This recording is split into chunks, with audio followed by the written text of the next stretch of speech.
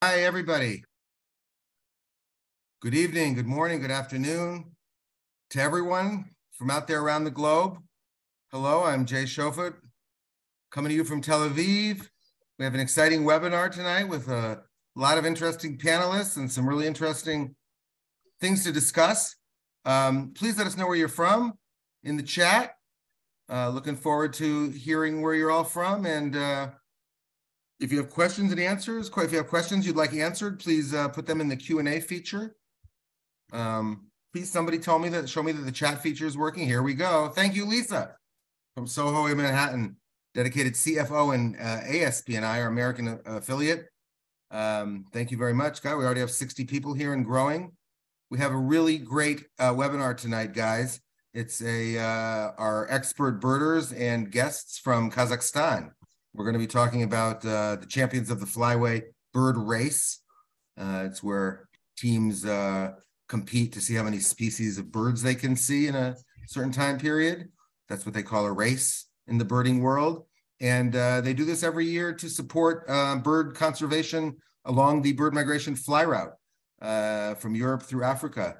And this year we are supporting conservation efforts in Kazakhstan. You'll hear about that tonight from all of our experts. Dr. Yoav Perlman, who runs the BirdLife Israel, BirdLife Israel, which is part of BirdLife International, really the birding unit of SP&I. Wow, thanks everybody from Seattle and New Mexico and Toronto and Naples, Florida, that is, and London and Brussels and Netherlands. You guys have birders from the entire migration fly route, at least the northern part of it. So it's going to be a cool group of people to talk to, and we're excited to get going. Just going to give a couple more minutes to let people show up. We're about 70 people now, and we are live on Facebook. Tell your friends. Thanks everybody so much for coming, for supporting us through these difficult times. It's challenging times in Israel right now, as I'm sure you're all aware. Last week, we had a webinar on the judicial reforms and what that will mean to the environment if they're passed. And next week, we have a webinar with Tamar Zandberg, the former Minister of Environmental Protection, until 2 months ago or so. And I'll be interviewing her to hear what she has to say about what's going on in the environment from her perspective. She was one of Israel's really most effective environmental ministers in the year plus that she was there, and we'll be interested to hear from her next week. But this week we have a respite from the ebb and flow of politics and what's going on here in society to talk about birding conservation, one of our main prime directives in SP&I, one of the most important things we do, one of the most important things that can be done for nature conservation in the globe. And our birders are here to tell you all about it. So I think we can get moving now. Let's go for it. Without any further ado, I will introduce Dr. Yoav Perlman. He's a fairly new director of BirdLife Israel. He's been in the job for a year and a half or less, 2 years, almost. And he's got a great team with him. I'll let him introduce everybody and take it away. Thank you all so much for participating, for supporting us, for showing interest in what we're doing here in nature conservation in Israel and around the globe. Special welcome to our guests from Kazakhstan, who will be joining us live on Zoom as well. We appreciate it so much. We appreciate all your help and support from the States and Canada and all over Europe and in Israel. So thanks everybody, and Yoav, looking forward. Thank you, Jay. So great to see everyone here on the chat. Lots of old friends and new friends, and it's wonderful to have everyone here. Just want to shout out to Honey from BirdLife ECA. BirdLife ECA are our partners in this project, and it's great to work together with Honey and our communications team.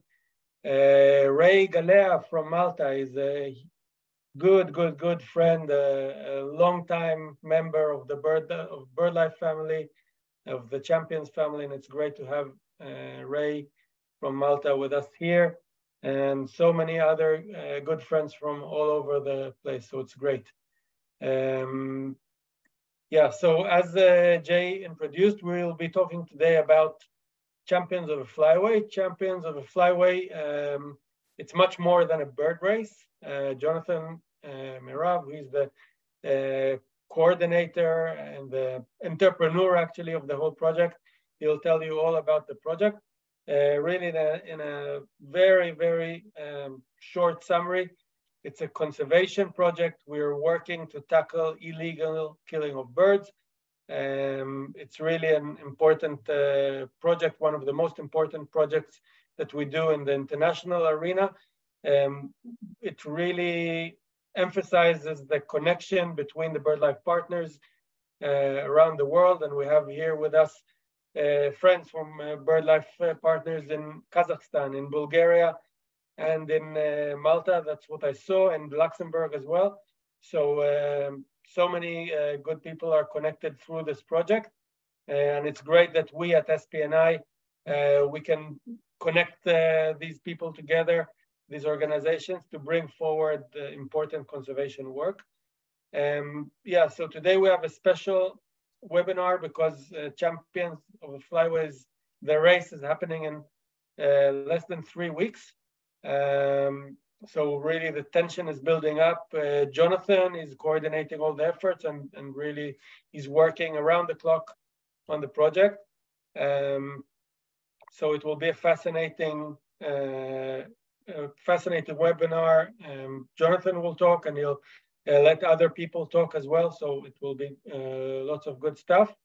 Yeah, just one thing about Jonathan. Jonathan, many of you may have heard, he's actually leaving BirdLife Israel at the end of March after being with us for more than 20 years.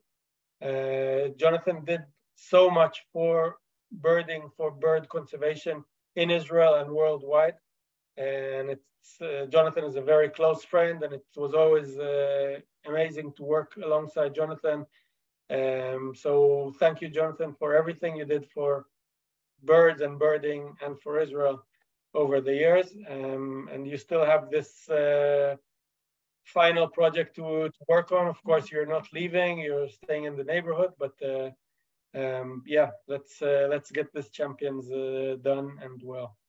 So thank you, everyone. Enjoy the webinar, and I'm handing over to Jonathan. Let's go. Thank you very much, Yoav. Thanks for the kind words, and I'm still around for a little while, so we can wait with the obituaries. We still have, like you say, a massive project to do.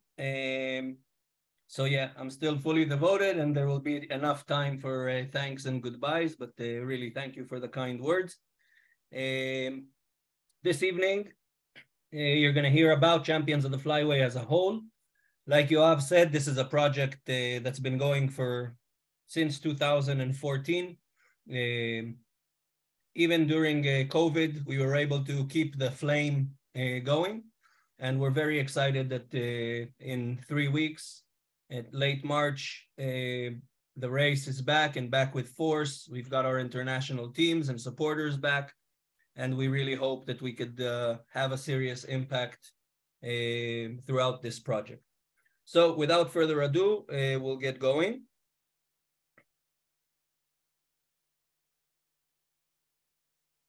All right, so I'll begin with a couple of familiar birds from the deserts of Israel. This is a bird that's an Arabian green bee-eater, a very common bird in the deserts of Israel, and one that everyone sees on race day and, well, basically any visit to southern Israel.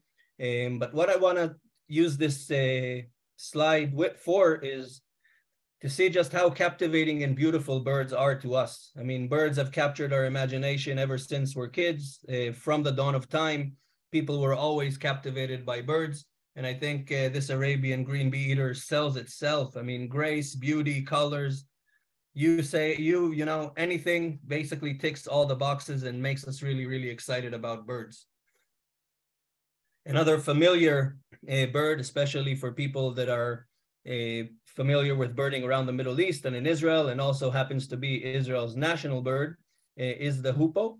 The hoopoe is a very special bird. cavity nester. This particular individual is sunning itself in a garden, basically opening up its feathers and to get rid of various parasites, mites, and so on. They're cavity nesters, so they tend to collect some parasites.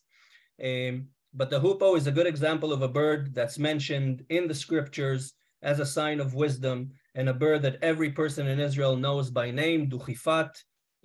So it's not just about looks, it's also about the folklore and the stories and the magic and mystery behind these amazing birds that keep us so captivated. But anyone that comes birding in Israel or hears about birding in Israel, this is usually the image that comes to mind: migration and massive migration. In this case, a large flock of white storks resting on migration on its way from the northern breeding grounds to Africa. This was photographed in early September a few years ago. This flock basically landed in the fields to rest and took off the next day. But these kinds of scenes are exactly the scenes that keep us in awe and keep us inspired and want us to keep protecting these amazing creatures. Israel, as you can see from this pretty old map, was always considered to be the center of the world. Of course, in this case and in many other cases for geopolitical reasons, Israel, well, we like to, at least as a country, we make a lot of noise for our size. And you can see that we are really connecting the three continents, Europe, Asia, and Africa. I like this, but if we take a more scientific approach, then you can see in this image, this is basically a graphic simulation of tens of thousands of eBird reports during the month of March. Basically, during the month of March, you take a global picture of many, many tens of thousands of eBird checklists of birds moving, and it gives a really nice visualization of the migration corridors. You can see on the left-hand side of the picture, the US flyways, basically, the big Atlantic flyway along the East Coast. And when you, towards the center of the image, you see the Mediterranean Sea and the two migration corridors circling the Mediterranean. On the west, through Spain, birds crossing the Gibraltar Straits into North Africa, and the big, thick, pink migration flyway of birds moving south from Asia, Eastern Europe, and Central Europe, migrating south towards Africa, passing through Israel. Again, this is tens of thousands of individual checklists during a specific period of time during the spring migration. This is a term that is thrown around quite a lot, free as a bird. There were poems written, songs. We like to think as birds as free flying, freedom, fly from one place to the other, and basically no worries in the world. But sadly, this saying is no longer correct because birds are not free. Anywhere they go, they have trouble. It starts from the breeding grounds in the northern latitudes, from the Mediterranean region and into Europe and all the way up to the north. Birds are facing issues with the breeding grounds. Modern agricultural techniques, urbanization, enroaching of natural habitats, decreasing quality of stopover sites. Basically, everywhere throughout the bird's life cycle now, there are things and issues they need to face. During the breeding grounds, during the breeding period, they face specific pressures, and then migration itself, a very, very taxing period and very energy consuming for any bird. And then once they reach the wintering grounds, in our case in Africa, even there, they suffer from various issues: illegal trapping, illegal killing, again, a loss of quality of the wintering areas, urbanization, desertification, various issues. So birds throughout their whole life cycle are now facing more issues than ever before. This is a European honey buzzard. Our friends from Europe will recognize it. A beautiful, slender, medium-sized bird of prey that, as its name applies, honey buzzard, This bird feeds mainly on bees, flying insects, wasps, and the actual honeycomb. You can see that its feet are pretty, feeble for a raptor. They don't really use their feet too much to aggressively eat prey. And a large chunk of the world population of honey buzzards migrates through Israel and the Mediterranean basin. This is a honey buzzard, a juvenile, only something like 3 months old, that hatched in Europe. And I photographed it as it flew over my head in Israel's northern valleys during a raptor migration survey. This young bird passed very, very close. I could barely fit it into my frame. And it flew over my head, something like 20, 25 meters over my head, looked down and kept going. Sadly, many of these birds that migrate through the Mediterranean basin end up in this situation.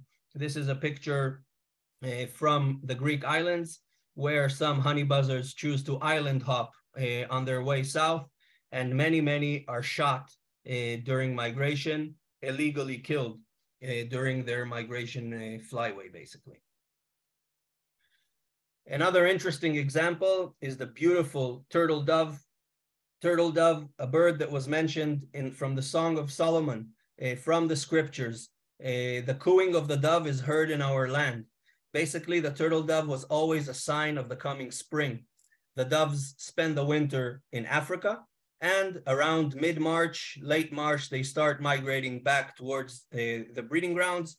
And even back then, nearly 3,000 years ago, it was a symbol of the spring, the birds returning from migration and singing. The name turtle dove in English is translated into Hebrew as tor matsui, the common dove. Sadly, this dove is not common anymore, and it's declining rapidly throughout its whole breeding range. In some places in Western Europe, it's nearly wiped out, and really the only reliable, stable populations are in Eastern Europe, in Russia, in areas where there aren't many people. Sadly, this is a bird that many of them end up like this, shot or in a cage.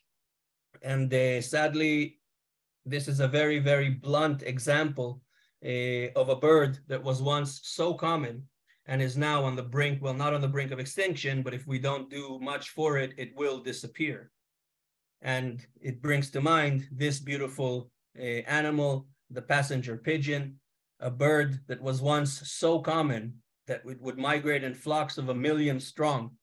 And there's all kinds of, in literature, it's mentioned that when flocks of passenger pigeons would migrate, the sky would become black because 1 million birds would pass overhead. And no one ever expected that this bird, being so common, would be wiped out. And sadly, this bird was hunted to extinction, from billions to none in a pretty short period of time. So we really hope that the turtle doves don't follow in the steps of the passenger pigeon. And indeed, the illegal killing, illegal hunting is one of the biggest threats that migrant birds face today. Here we see a red-backed shrike that was caught on a lime stick. Again, I think this is from the Greek islands as well.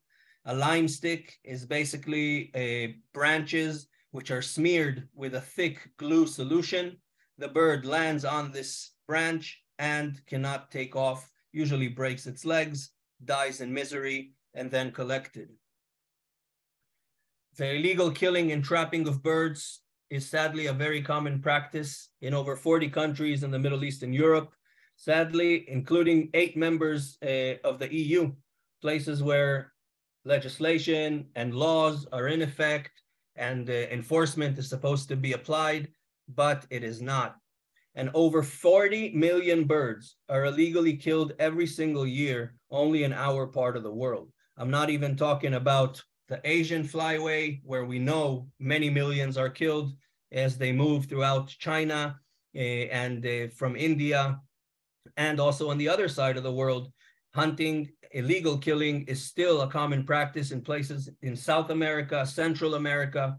And sadly, this is a problem that is not going away. And but the bottom point is the most important, that many of these illegal hunters and trappers are not bad people. They simply don't know what they're doing is so bad and so harsh.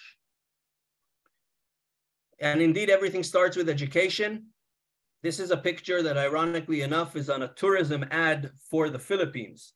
So the Philippines, a few years back, did some sort of campaign of come, visit the Philippines and enjoy our beautiful nature. And they put little kids with slingshots on the ad. And of course, this is what I say when I mean education first. On the other hand, we see a beautiful girl. This is Ofri. Ofri is my oldest daughter, and she really enjoys birding. And we live in central Israel, halfway between Jerusalem and Tel Aviv, right on the migration corridor.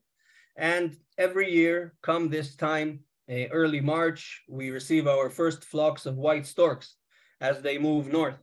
Actually, this morning, Israel had quite a serious heat wave today, and the air was very, very murky, and there were not efficient thermals, and we had a flock of 150 storks fly right over the house, very low, at around 10 in the morning. And for us, it's a big celebration. For me and my kids and the people around us, we wait for these birds. We anticipate their arrival, and we get so excited to see that no matter what we throw at the world, migration keeps on, pushes on, nature keeps going. And we are very, very excited when these birds come. But if we move about 300 kilometers north of my house to Lebanon, we see scenes like this.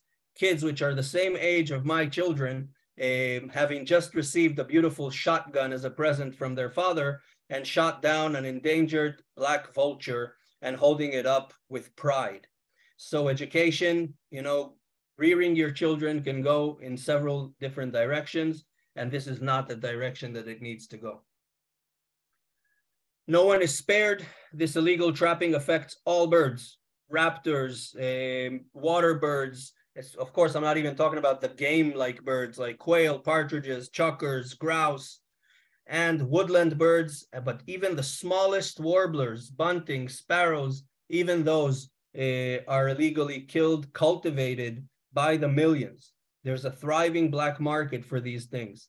In the Mediterranean area, these songbirds are collected by the pound and then smuggled into various places. It's a thriving black market. It's a serious problem. A few more uncomfortable images. You can see that a lot of these birds are shot for fun. Nothing is going to be used with these headless sociable lapwings, a critically endangered bird. You can see cranes that were shot. This is a picture from Facebook hunter groups in Lebanon. And these people are basically using migration as target practice. When birds move through, they all run out with their weapons and start blasting birds out of the sky. It's absolutely horrible. And another kind of killing has to do with tradition. I mean, hunting was always common, and in some places it's a real culture. But these traditions need to leave the world. People need to understand that luckily in most places where once people hunted for food, for protein, they do not need to do that anymore. But sadly, these traditions continue and take a serious toll. We spoke about these little birds. Here we have two common species, the blackcap, a tiny warbler on top, and an ortolan bunting. These are two species that migrate through, blackcaps migrate through in the millions, nesting in Europe and moving to Africa for the winter and then migrating back. And along the way, millions of individuals are illegally killed. The ortolan bunting is a symbol of a bird that's also being declined, seriously declining because of tradition. In places in southern France, for example, the ortolans are considered to be a delicacy. People eat these ortolans either pickled or grilled, like there's, I don't know how much meat there's on an ortolan bunting. But the ortolan is a pride of French gastronomy. There's actually it's now illegal to hunt and to eat ortolan buntings in France, but still there's places where you can go and you'll be served ortolan under the table.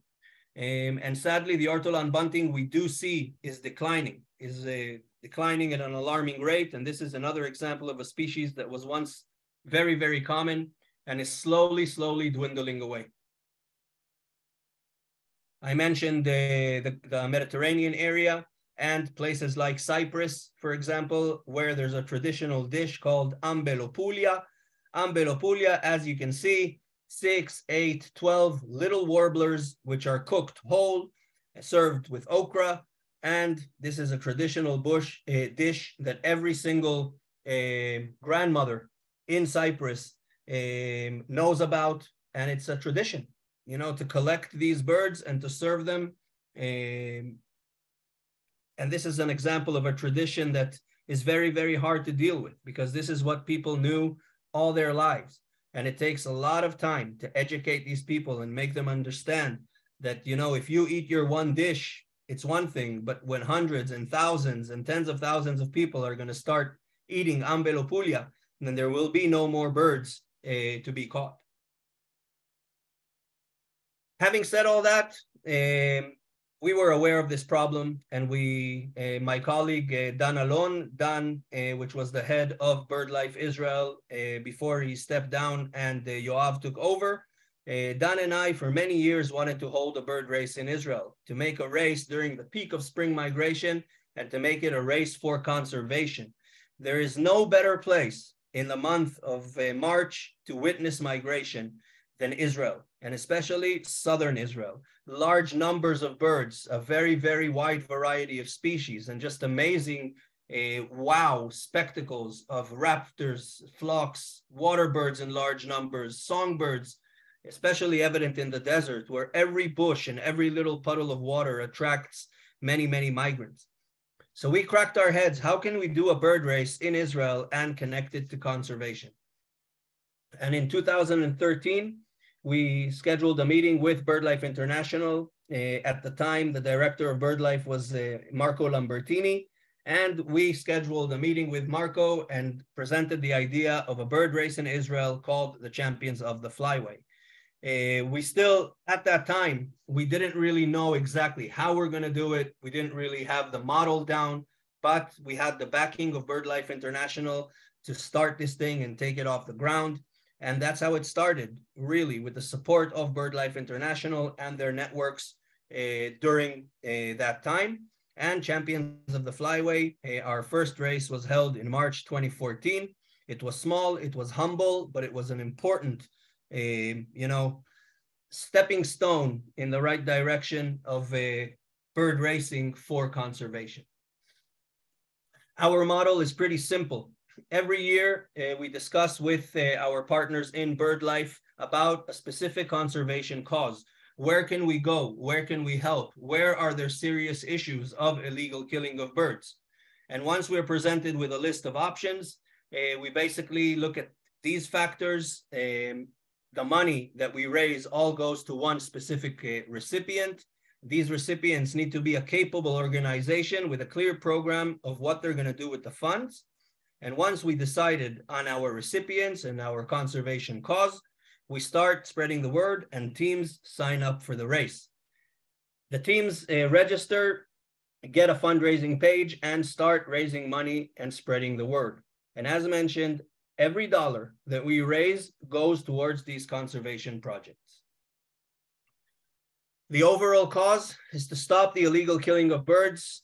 Stop is a big word and quite a challenging thing to do. So we try to do our best one place at a time. The first project was focused on the Batumi bottleneck project in Georgia, where raptors migrate along the shores of the Black Sea. And every year in the following years, we chose a different cause, many relating to our flyway, the East Mediterranean Flyway.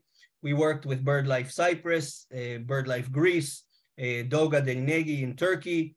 In 2018 was the first time we chose to work with two partners together, Serbia and Croatia.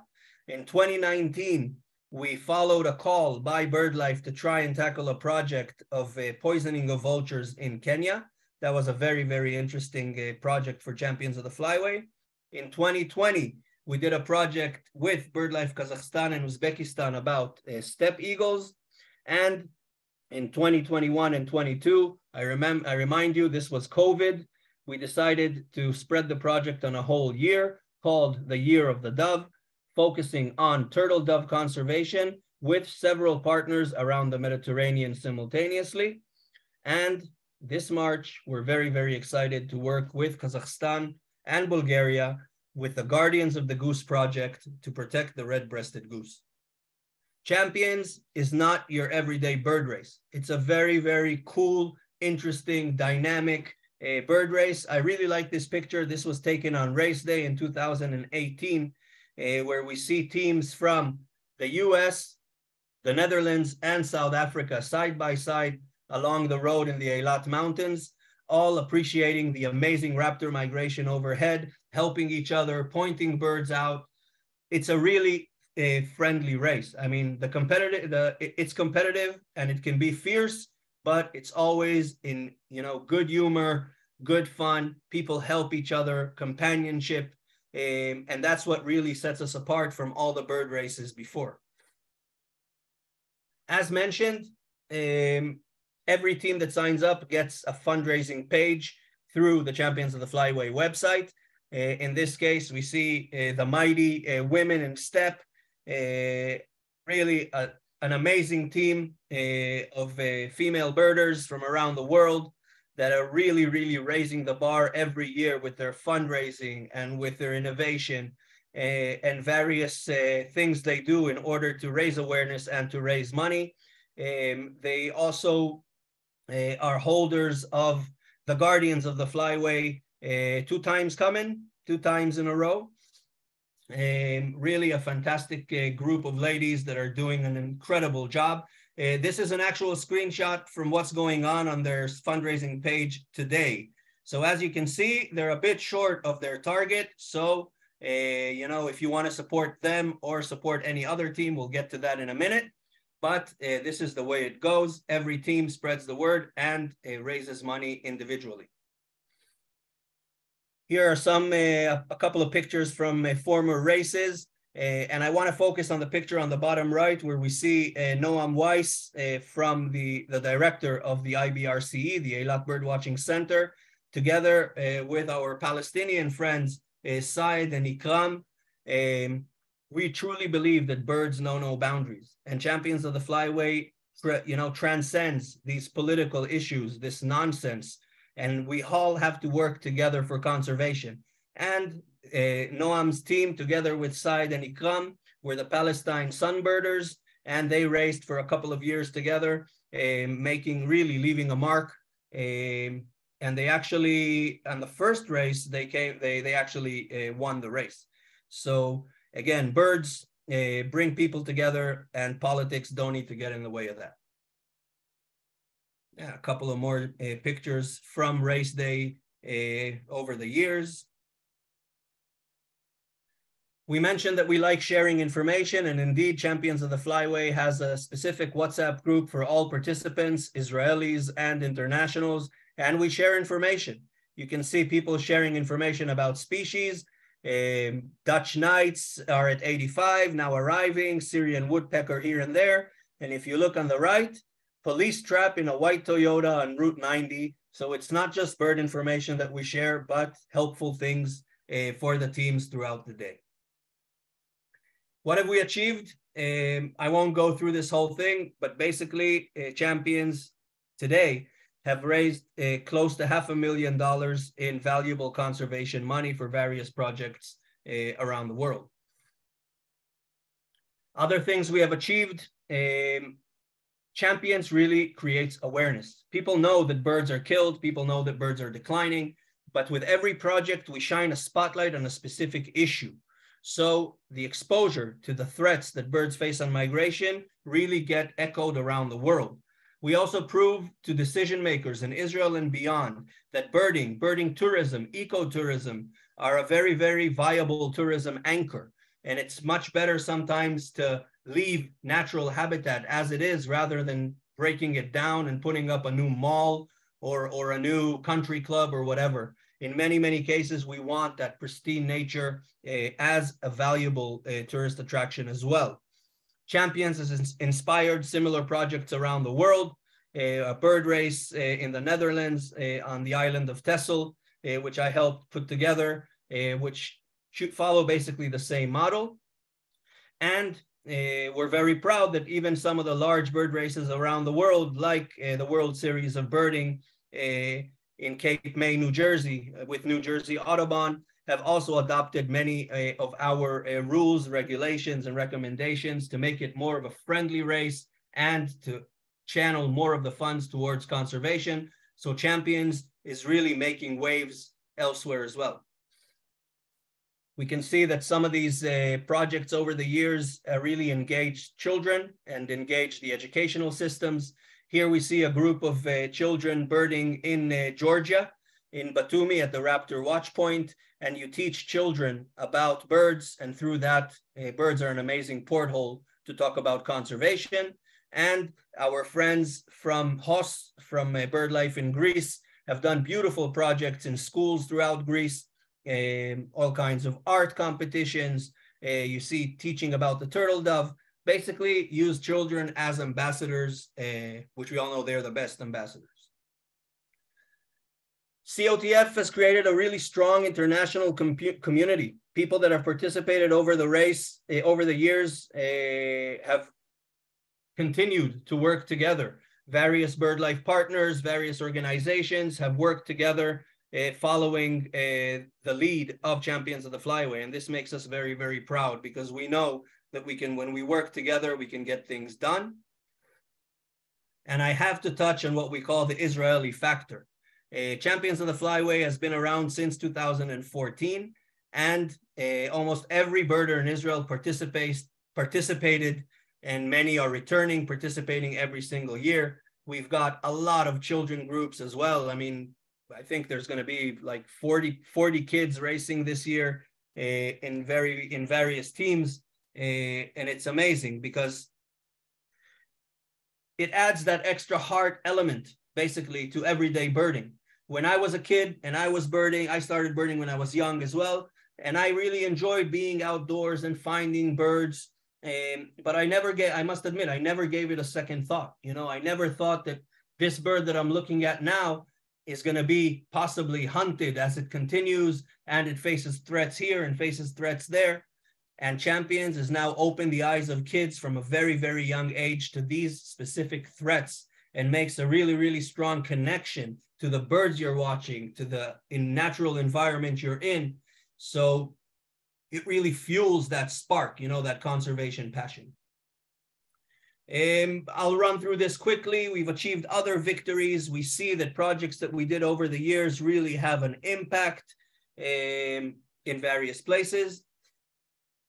Nothing of this could have been done without the help of our devoted sponsors. This year, Zeiss are the main sponsors of the race, of the project, sponsoring the ceremonies, and also sponsoring several participating teams. Swarovski, which have been our main sponsors from day one, have really helped us get this thing rolling over the years. So we are in great debt to Swarovski Optic. And COA are really, really supporting the project in the past few years and fielding a few teams. And COA is really also hats off to you guys. So these sponsors help us. You know, these are optics companies. We all use their products in the field. So it's really, really important that they step up in order to help protect these birds that we're looking at. And I just want to hand it down for a minute to Alan Casal, which, you know, the captain of the COA Women in Step. And I'd like, Alan, you're welcome to say a few words about your team and so on. Thanks, Jonathan. It's I'm getting excited about the race already, because it's like 2 weeks now. People are already starting to land on the ground and start scouting in all around Israel.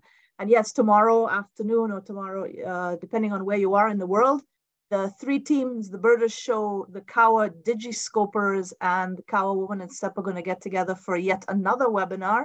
If you want to come and learn about the teams themselves and hear what we're planning and what we're doing, you're all invited. And just a couple words about Women in Step. I don't know if you've noticed in all the photographs that Jonathan has been showing, there's an awful lot of guys out there birding in these races.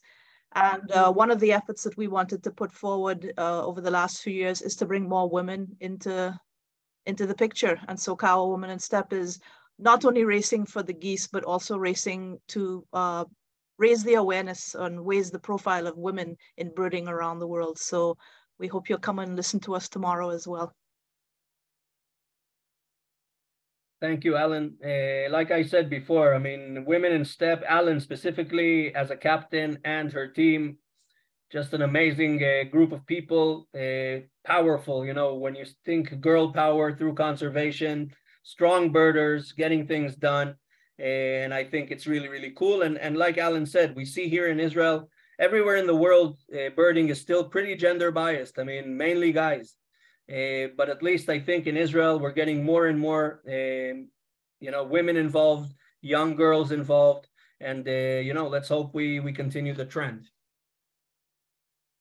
And which brings us to our project this year, Guardians of the Goose, which will focus on this amazing species, the red-breasted goose, such a beautiful, dainty, beautiful duck. I mean, it's not all about looks, of course, but such a special bird. And sadly, it's gradually declining and really needs all the help it can get. And at this point, you know, when you see these beautiful birds, you could see loads of white-fronted geese and other species. And red-breasted goose are always represented in small numbers, shy birds, and they need the help that we can give them, because sadly, this is still happening in places like Kazakhstan. I would really like, I'm proud to invite Vera Voronova from BirdLife Kazakhstan, from ACBK. Vera is joining us from Kazakhstan. And maybe, Vera, you could say a few words to explain to us how you guys are gonna, you know, hopefully use what we can raise through champions to help protect this beautiful goose. Hi, hello to everyone. Thank you, Jonathan. Thank you very much for this really inspiration presentation that you made. And I'm also happy to join the webinar today, and I'm happy that the CBK joined Champions of the Flyway campaign this year again, because the work that we've done, it's supported already by the campaign in 2020. And we were able to raise funds to support the work on the ground in Kazakhstan and with our partners in Uzbekistan to protect and conserve steppe eagle. And yeah, it was really a unique experience for us, and we're happy to collaborate this year again. And the species that we decide to highlight this year is the red-breasted geese. And as Jonathan mentioned, the geese, they are facing the main threats, of course, is the illegal killing, and also we face habitat loss for the species, specifically in Kazakhstan, because of the different reason. We also have a natural reason as a climate change, and many of the lakes, they become to be dry, and also because of the agriculture expansion, it's also affects very much on the lakes. And so anyway, we should make attention to the overall to the waterfalls and the geese, and ICBK conduct annual monitoring in the geese sites during migration, I think for already 10 years. And so mainly it's happened in the north part of the country, and where we have a key sites for migration of the geese, and specifically red-breasted geese. So like having this data for many, many years, we also can assess that population is still decline of the species, and what we can do further. Besides with their annual monitoring, we also conduct satellite tagging of the species. I think for the last 2 years, we were able to tag 21 birds of the red-breasted geese. They were catched in Kazakhstan, so the tags were put on these 21 birds. And this is also very valuable data that we receive from the satellite tagging on how the birds are moving, where the main stopovers, and also when the birds are threatened, we also can identifying the reason. So are they killed by poachers or other reason that's happened with these birds? So because of their illegal killing, one of the main activities that we conduct, so we do awareness raising among the hunting communities. It's really important. Then during twice per year, so we do conduct this monitoring, and so we're not only visiting lakes, we speak a lot with the hunters, trying them to explain about geese and where are these threatened species of geese, because sometimes the killing is happening by mistake. It's not really like people want to kill specifically these birds, because sometimes the hunters, they are hunting on the sunrise or sunset, sorry, and a bad visualization. So it's really. And we also have a good feedback from the local hunting communities about materials that we produce. So, and even for the next year, we also plan to update the field guide for the hunters, which we found very useful. So we distributed it before, and we've got many feedback about how helpful this is, and we want to continue this work. So meet hunting communities, talk to them, explain situation, and also raise awareness on the ground with local authorities. It's also important that we collaborate quite actively with the local law enforcement agencies. And they also open for collaboration. So we do conduct the common joint patrolling, which will help them to do their work. And our specialists, they help to identify the birds, and specifically those birds which were killed illegally. Like it's really exciting, and taking this chance, I also want to invite people who wants to visit Kazakhstan a long time ago. Maybe you can come in the autumn, because I think it's the most romantic season is the autumn geese migration. It's really amazing. We have so much great videos about the noise of the geese on the sunset. I think I personally found this one of the most beautiful natural creation in my life. And I really hope that this campaign this year can also bring more attention to the red-breasted geese. And also it's the red-breasted goose, it's ambassador for other geese, which are migration, the same flyways. And also I'm happy to say that my colleagues from Kazakhstan will be able to join the bird race. Their team is named Black Larks, so they're very much trying to be prepared, and I really hope that they can enjoy the bird race and can be supported by you. Yeah. Thank you very much, Vera. We're very excited. I personally have never been to Kazakhstan. Yoav was there, and many of my friends were there, and I will get there very soon. And thank you very much for joining us. And I'm sure that with our help, you'll be able to achieve that much more for the red-breasted geese. And like you say, species like lesser white-fronted goose, yeah. Also a very shy small goose that is also declining. So again, Champions uses these specific projects to put a spotlight on these problems, and hopefully, you know, we can speak out for those that can't. So thank you for joining us, really, Vera. Thank you. All right, how can you help? So first, if you haven't done so before, this is the website of Champions of the Flyway. www.championsoftheflyway.com. You can go to the website and place a donation to the project directly from the homepage. We have a general fundraising page, or you can go to the 2023 teams tab on the homepage, choose a team, and place a donation on their behalf.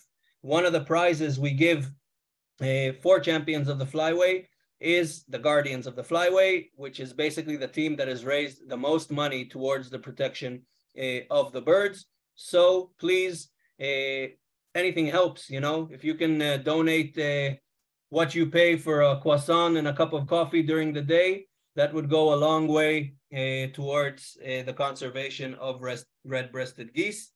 You know, if Champions has shown something that is together on this global community with all the children and all the people involved, we can really make a difference, because these magnificent, magnificent birds deserve to migrate in peace.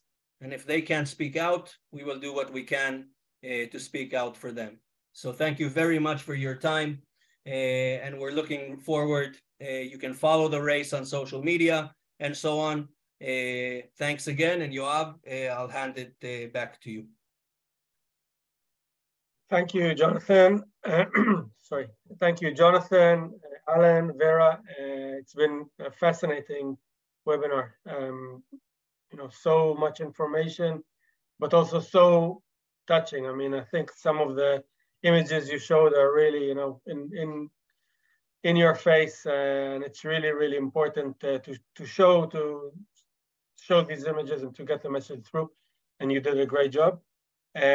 As Jonathan said, your participation in Champions is really, really important. Your donations are one way to support, but also spreading the word. There's a lot of work being done on social media. Unfortunately, our media director, Mark, isn't, Jonathan, can you go back to the donation page? So Mark Pearson, our communications guy, he couldn't join us this evening, but he's working hard on social media, on Facebook, on Twitter, to get the message even farther, to reach new audiences. So if you can help us amplify this message, that would be also very, very useful to reach new audiences and to get the message even farther, and eventually to raise more money for the conservation of red-breasted geese. So please, you know, we see all of you, all of the participants here, part of our greater Champions family. It's great to have you with us here, and we're really looking forward to updating you on how the project is going in the 3 weeks we have until the race, but also on the race day itself. Please tune in and be with us during those days. And of course, if you can help us with donations, please don't hesitate to do it. It will be very, very helpful. And as Jonathan said, every cent goes to conservation. So it's all very, very important. I have nothing to add. So yeah, time to wrap up. One more thing, Jonathan, you have, and that is that in addition to donations, you can help us by spreading the word. So get onto Facebook or Twitter or Instagram, like, comment, share. The more you do that, the more the word gets around, and we can raise the awareness about the geese and also about illegal hunting around the world. So thank you for your help. Okay, thank you very much. Have a good weekend, everyone. If you still have the rest of Sunday to enjoy. Chag Sameach, it's Purim in Israel, starts this evening. So happy Purim to everyone who's celebrating. And yes, see you in Eilat on the 27th of March. Thank you very much. Thank you, everyone. Have a good weekend. Thank you. Thanks, everyone.